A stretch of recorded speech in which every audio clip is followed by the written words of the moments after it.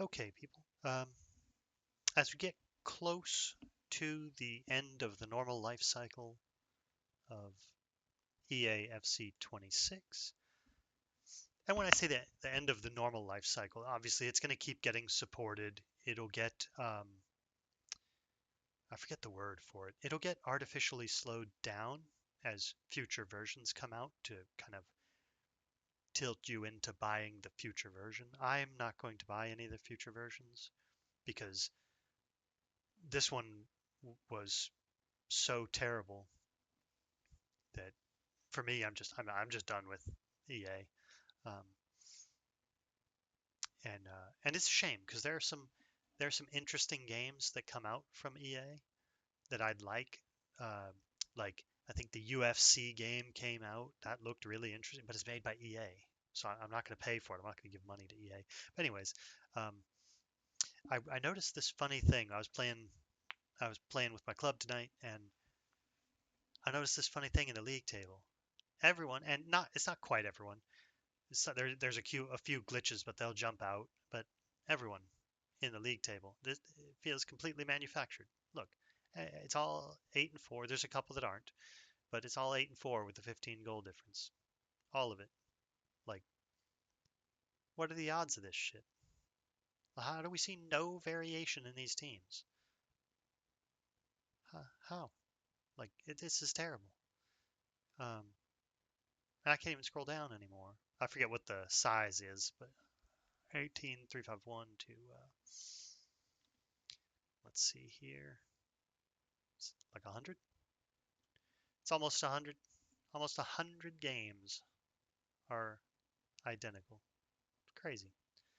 Um, but I know I made a video explaining how the match fixing works and explaining how EA made a post that people normally cite the post um, as, proof that EA doesn't rig matches, but the post EA made actually tells you that they rig matches.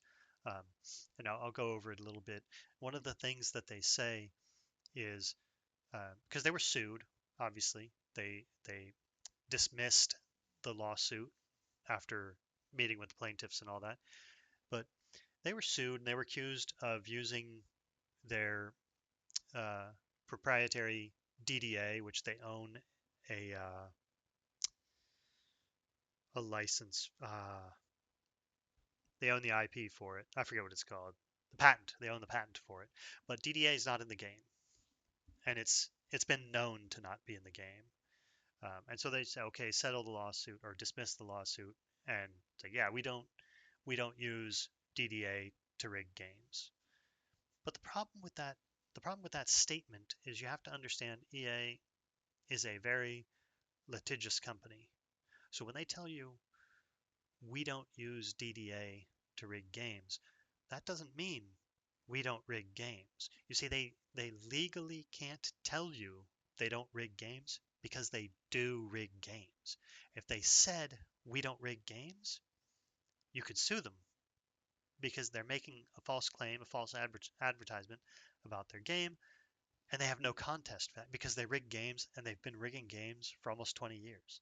Uh, Even though the game is, I think 30. I've been playing for 33 years, um, and but the early versions of the game from 1993 to 2007 were not rigged. They were a little more chaotic, but the chaos was on both sides of the field. It wasn't like one team got all the luck and the other team didn't. No, the chaos was on both sides of the field, and it was actually a lot of fun because you didn't know what was going to happen.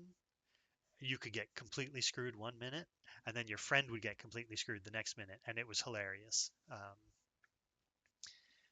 And there were some bugs and obvious things like that, but in '08, it was just terrible, and it developed uh, the offense that I always refer to as triangle, triangle, circle, because I play on PC, but I play with the PlayStation controller, um, and that is players would just triangle pass it to one person, then triangle pass it all the way down the field, and that guy would just hit circle immediately and score a goal. Um, and sometimes you would just get blown out 8, 9, 10, nothing. Nothing. There's nothing you could do about it because their guys are all they're faster than yours. They pass more accurately. They shoot more accurately. There's nothing you can do. Um, and on the flip side, and if you've ever understood how EA layers difficulty, um, when the other team's difficulty goes up, your player's quality goes down. And so it's not a flat, like one team gets, 100-point boost. It's their team gets a 50-point boost and your team loses 50 points. And that way there's a gap created. Um, but it prevents you from being able to legitimately beat someone with a boost who understands the game and is trying to win.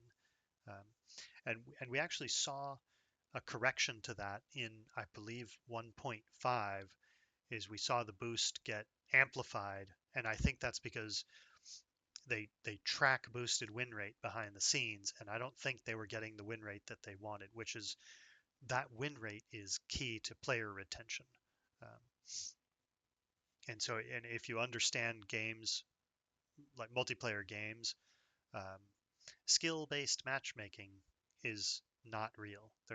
It's all these terms of skill and like League of Legends has skill shot.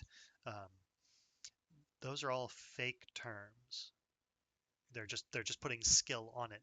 So the bigger the number, the bigger the skill. No, it's designed to make you think you have skill, but the company's just letting you win, and they do that because most people in the world have no skill, but those people have disposable income, and these companies want that money. Uh, if these games took skill, they would be much smaller. And you can think of there's a few games that really blew up, but that's because they're older, more mature games. They never change.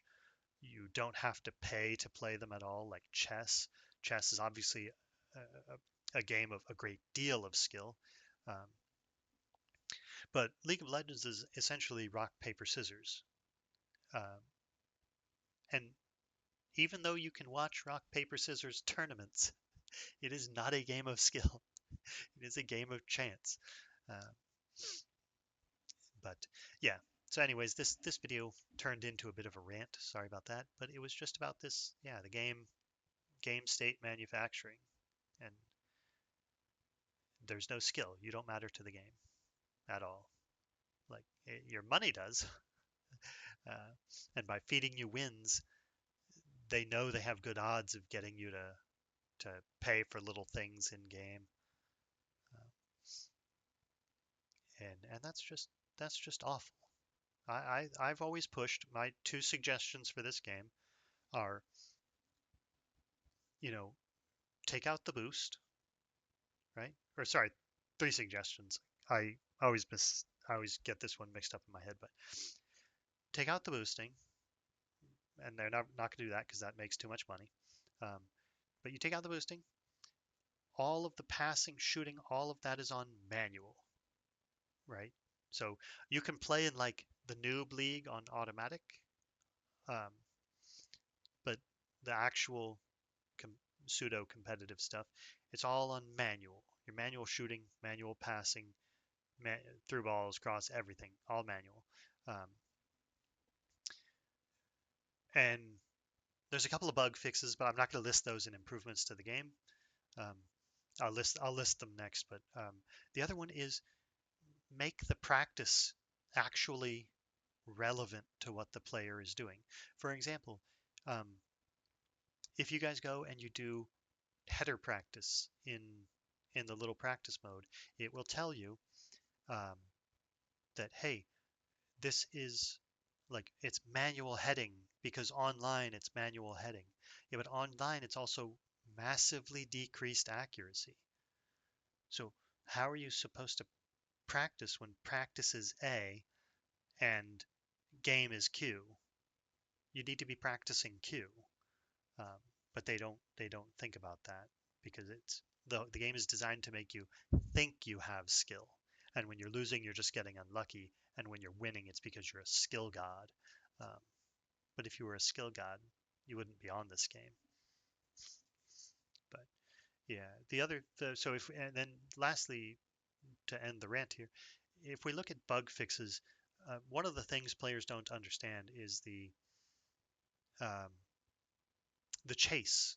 When you're holding chase assist or tackle assist or whatever it's called, and you're bringing on the second defender, um, that that button is not a tackle button.